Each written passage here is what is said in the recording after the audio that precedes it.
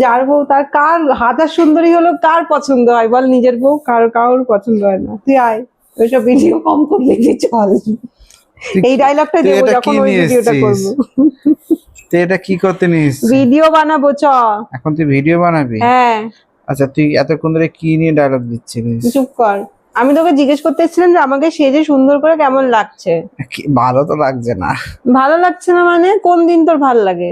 তার যখন আমাকে ভালো লাগে না। আচ্ছা তুই একটা আমাকে কথা বল, যে আমাকে যখন তোর ভালো লাগে না তুই বিয়েটা কেন করলি? বিয়েটা কেন করলাম? হ্যাঁ, যাতে অন্য কেউ তোকে আর ভালো লাগছে বলতে কি পারে। অন্য?